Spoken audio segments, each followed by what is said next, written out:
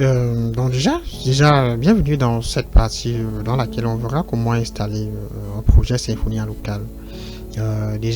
Si vous avez déjà suivi des vidéos précédentes, si vous avez déjà mis en place l'environnement de développement de Symfony, vous êtes déjà à mesure d'installer un projet Symfony dans votre disque dur. Déjà, avant toute chose, vous allez vous rendre dans le site officiel de Symfony. Pour s'y rendre, vous allez vous rendre dans symfony.com. À ce niveau, une fois dans symfony.com, vous avez l'onglet documentation et là vous avez Symfony Doc. Une fois dans la documentation,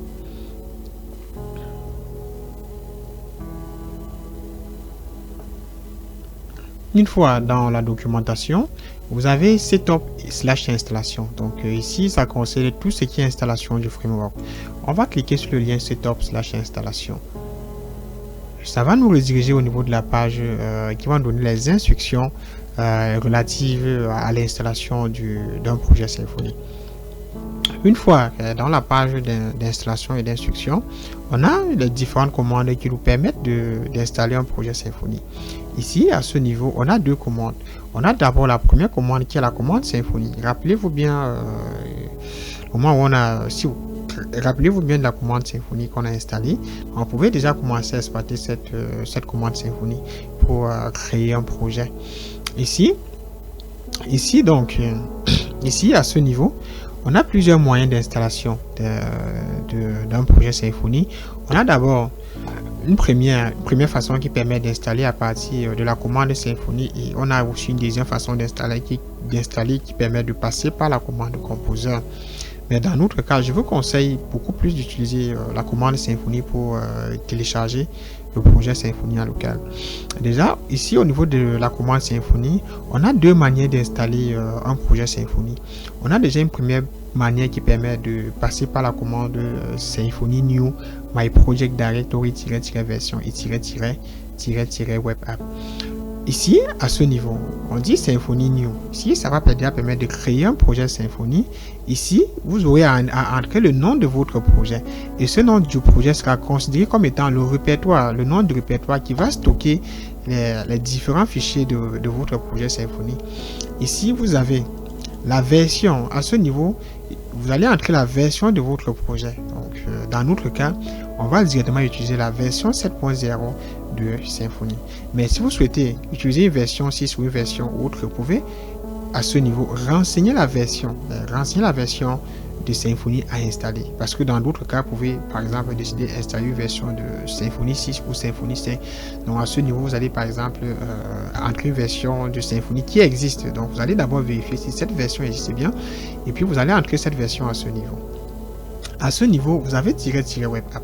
Cet élément va permettre d'installer Symfony avec en y intégrant des dépendances pour pouvoir développer une application web traditionnelle. Parce que les applications de type web traditionnel sont déjà des applications qui vont déjà dans un premier temps gérer des vues. Donc là, on pourra retourner des vues Twig. Par la suite, on verra comment retourner des vues en Twig. Ça va gérer la connexion à la base de données. Ça va gérer un certain nombre d'éléments qui sont partagés au niveau des applications web traditionnelles. Donc cette première commande va permettre d'installer déjà Symfony en y intégrant un certain nombre de dépendances qu'on pourra exploiter directement pour développer notre application. Donc pour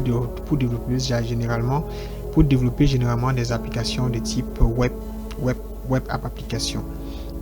Maintenant, on a donc une deuxième commande qui est sensiblement égale, sauf que voilà, ça part de web app.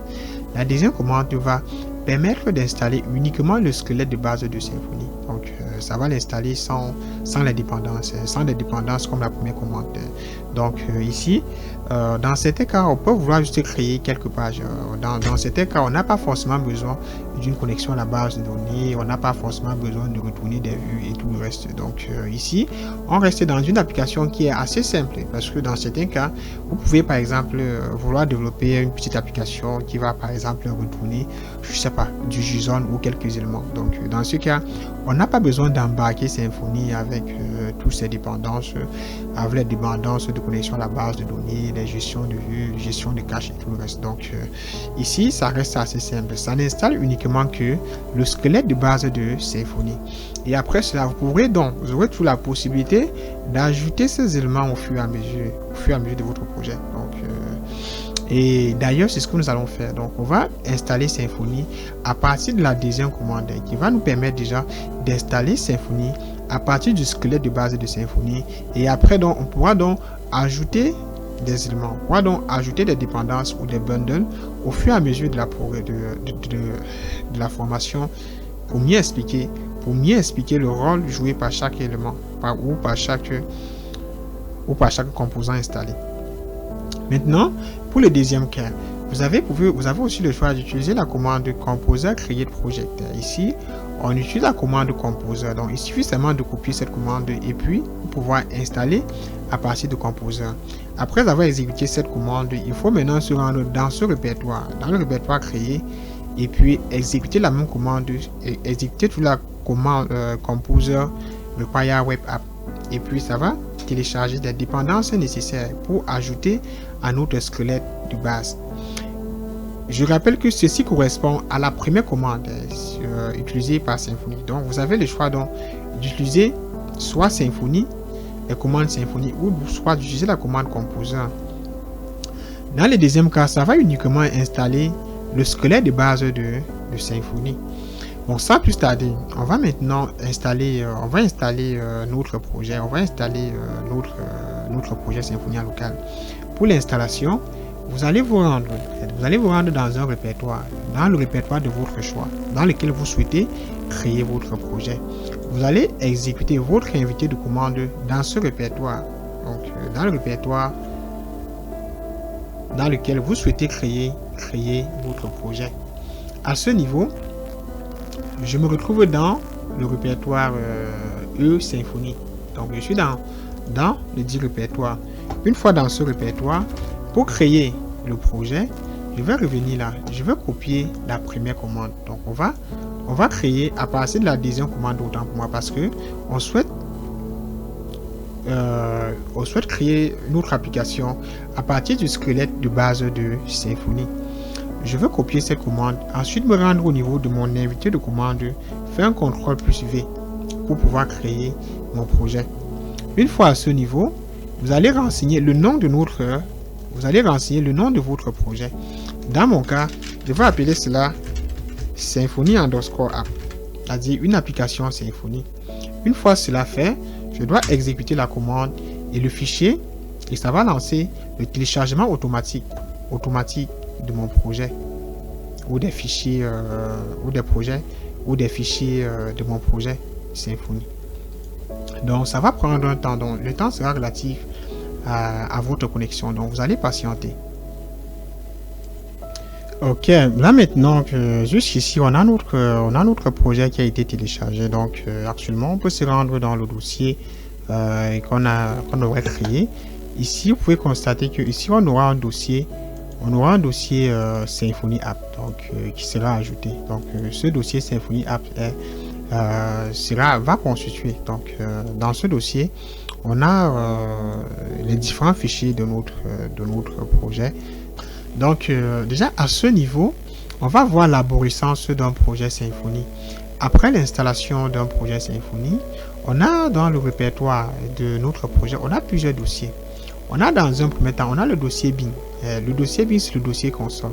Ça contient des scripts, ça contient des scripts exécutables tels que la console. Donc la console qui est généralement utilisée en ligne de commande. Donc dans le dossier bin, vous avez déjà le fichier console. Donc si vous voulez par la suite que on pourra toujours utiliser ce fichier, la commande php bin console, pour pouvoir y générer le code, pour pouvoir vider le cache de votre application.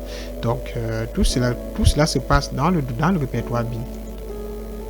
Ensuite, vous avez le répertoire config. Dans le répertoire config, on a tout ce qui est configuration. Donc par la suite, on verra comment configurer notre application, et vous verrez que tout ce qui sera configuration sera fait au niveau du dossier config. Donc on va devoir modifier les fichiers de configuration. Donc Ici, vous avez par exemple le fichier service.yaml, le fichier route.yaml et ainsi de suite. Donc, ne vous inquiétez pas, on verra par la suite.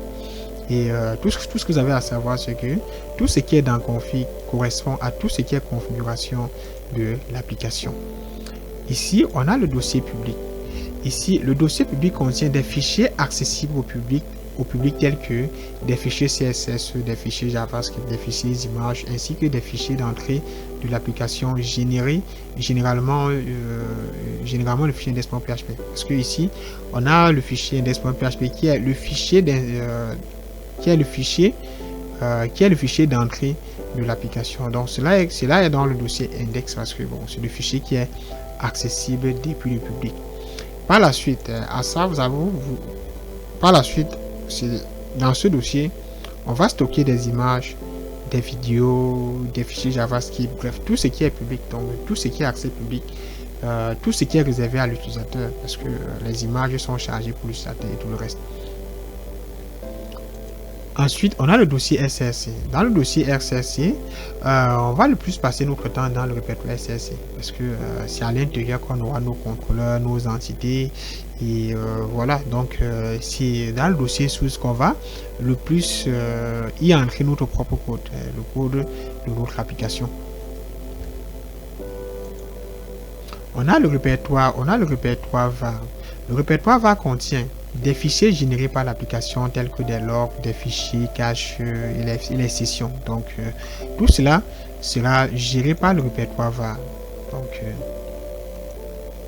ensuite on a le répertoire vendor. Le répertoire vendor contient des dépendances installées via Composer. Donc tout ce que vous allez installer à partir du Composer, tout ce qui est dépendance sera stocké dans le répertoire vendor. Et par la suite, vous avez le fichier .env qui permet de pouvoir paramétrer les fichiers d'environnement et tout ce qui est environnement. Donc, parce que parfois, pour être dans environnement test, environnement de développement, par la suite, on verra comment paramétrer tous ces éléments. Vous avez le fichier .gitignore qui permet déjà de localiser les fichiers qui sont ignorés par Git, des fichiers qui sont pris en charge et tout le reste.